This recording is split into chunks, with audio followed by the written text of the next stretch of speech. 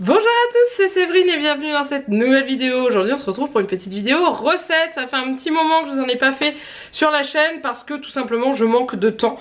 Je suis en préparation pour les marchés de Noël par rapport à ma boutique et du coup ça me prend beaucoup de temps de faire les créations et tout, donc j'ai un peu moins de temps sur les vidéos et du coup les vidéos recettes sont celles qui me prennent le plus de temps à faire. Mais en tout cas là je suis contente de vous retrouver pour une recette salée que j'ai réalisée toujours avec mon grand copain le robot de chez Secotech. Et j'ai trouvé la recette sur l'application Cocomix. Comme d'hab, on change pas une équipe qui gagne. C'est un poulet coco aux 3 épices. J'ai voulu tester parce que je sais que Janek et Juliette sont pas des grands fans de coco et je voulais leur montrer que dans la cuisine salée, le lait de coco c'est juste délicieux et je pense que j'ai plutôt bien marqué des points. Donc du coup je vous laisse avec la recette. En dessous de la vidéo vous retrouvez le lien parce qu'en fait l'avantage c'est que Cocomix est accessible sur l'application mais aussi sur internet. Donc résultat des courses, vous pouvez retrouver la recette sur le lien que je vais vous mettre juste en dessous de la vidéo si jamais ça vous intéresse. Et moi c'était la première fois que je la faisais, donc je vous expliquerai dans la voix off les petites choses que j'ai changées, les petits couacs que j'aurais éventuellement eu. Et je vous retrouve à la fin de cette vidéo pour vous dire ce qu'on en a vraiment pensé. Alors, on va commencer avec les ingrédients. Vous allez avoir besoin de carottes. Moi, j'en ai pris 3. Il vous faudra également une courgette, ainsi qu'une échalote et une gousse d'ail. On aura besoin de 30 g d'huile d'olive. Et ensuite, les épices. Alors, il y a 2 épices que j'ai pas mis sur les 5 demandées. J'ai pris du curry, du paprika et du curcuma. Il vous faudra également du sel et du poivre. On aura besoin de 200 g d'eau, de 250 g de lait de coco, de 500 g d'escalope de poulet ou un peu moins suivant le nombre que vous êtes et une cuillère à soupe de maïzena. Donc on est parti. Déjà on épluche les légumes, bien sûr. Les carottes on en épluche 2 sur 3 ou 3 sur 4 suivant le nombre que vous avez pris. Et vous allez les couper en tronçons assez... basique en fait, vous n'allez pas vous prendre la tête à faire des petites rondelles. Et pareil pour la courgette. Ensuite on prend notre robot et dedans on va mettre les carottes épluchées, coupées en morceaux, ainsi que la courgette, l'échalote et la gousse d'ail. Et on va venir mélanger pendant 5 secondes à vitesse 5. Donc ça va pas hacher les carottes par exemple qui sont assez costauds, mais ça va hacher tout ce qui est les petits éléments comme les courgettes, l'échalote et l'ail. On racle les bords avec la spatule, mais voilà ce que ça donne. Vous voyez, ça a commencé déjà à se réduire un petit peu en morceaux. Ensuite, on ajoute les 30 g d'huile d'olive et on va faire cuire pendant 4 minutes à 100 degrés à vitesse 1. Voilà, je vous ai pas dit, mais à l'intérieur du robot, on met la pâle moulinet pour mixer en fait. Comme ça, c'est plus pratique, elle va mélanger et elle va aussi pouvoir hacher les aliments quand c'est nécessaire. Une fois que les 4 minutes sont passées, on ouvre et on vient remélanger. Et là, on va ajouter les épices. Donc on va ajouter 2 cuillères à café de curry, il faudra également 2 cuillères à café de paprika et on terminera avec une cuillère à soupe de curcuma. On ajoutera également une pincée de sel et le poivre, en fait adapté à votre goût tout simplement. On ajoute les 200 g d'eau et les 250 g de lait de coco dans le robot. Et ensuite, on viendra y ajouter le panier de cuisson dans lequel on aura mis le poulet qu'on aura coupé en morceaux.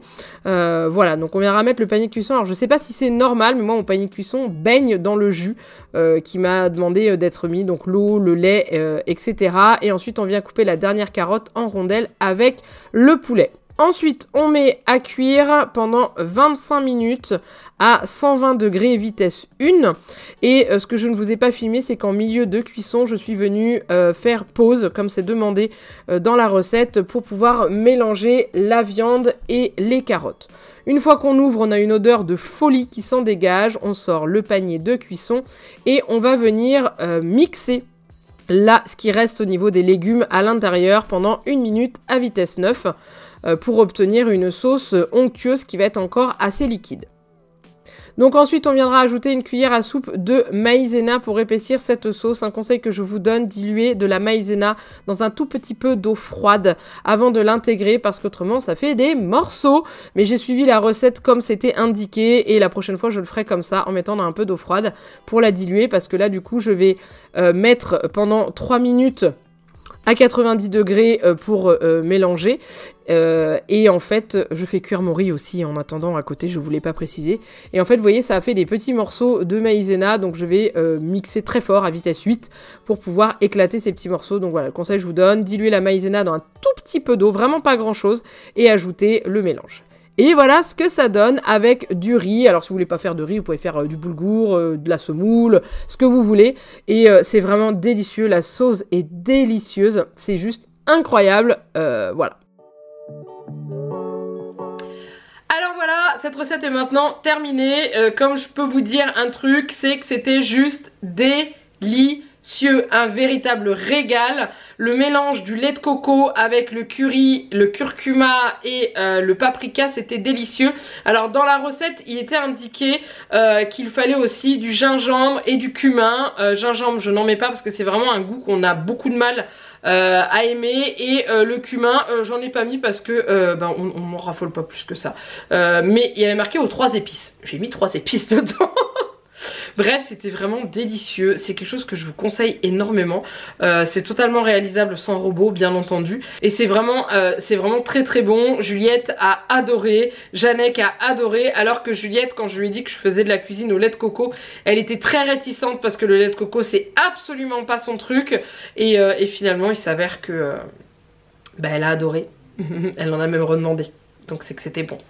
Voilà, dites-moi vous si vous aimez bien ce genre de plat avec du lait de coco ou des épices comme ça. Moi j'adore, j'aime beaucoup cuisiner au lait de coco, et du coup comme j'ai réussi à convaincre Janek et Juliette, je pense que je vais continuer autre qu'avec du curry, parce que c'est vrai que le lait de coco curry ça va très très bien ensemble. Là il y avait aussi 2 autres épices avec, mais on peut également les cuisiner avec autre chose, et c'est vraiment délicieux. Et je trouve que le lait de coco, noix de coco, pour les gens qui n'aiment pas trop, ça passe beaucoup mieux en salé qu'en sucré je trouve, c'est moins écœurant, et moi j'aime dans les deux, hein. La noix de coco je raffole, c'est un truc de fou, mais voilà, donc en tout cas n'hésitez pas à me dire en dessous de la vidéo si vous allez tester cette recette, ou si vous connaissiez déjà, si vous avez déjà testé, et franchement si vous avez les robots tels que Thermomix, celui que j'ai moi de chez Secotech, le Mambo, ou encore le Monsieur Cuisine, ou bien le Compagnon Moulinex, etc. N'hésitez pas à installer l'application Cookomix parce que elle est vraiment top. Alors elle est prévue pour les Thermomix, mais c'est clairement adaptable avec tous les autres robots, hein, je vous le dis. Il y a juste des petites choses où il faut soit mettre un peu plus rapide, soit mettre plus fort en vitesse, soit mettre plus longtemps, mais le goût est là, et c'est ça qui est vraiment génial, donc n'hésitez pas. C'est juste la différence de contenance au niveau du pot, enfin du bol, parce que je sais que le bol du Thermomix est plus gros que celui du robot que j'ai moi, mais clairement ça marche très très bien et c'est très très bon. Donc n'hésitez pas, on a testé d'autres recettes encore avec, et on s'est vraiment régalé. Je vous laisse là, je vous fais plein de gros bisous. N'oubliez pas de liker, commenter, comme je vous l'ai dit, vous abonner à la chaîne si ce n'est pas encore fait. Et je vous dis à très bientôt pour une prochaine vidéo. Bye bye.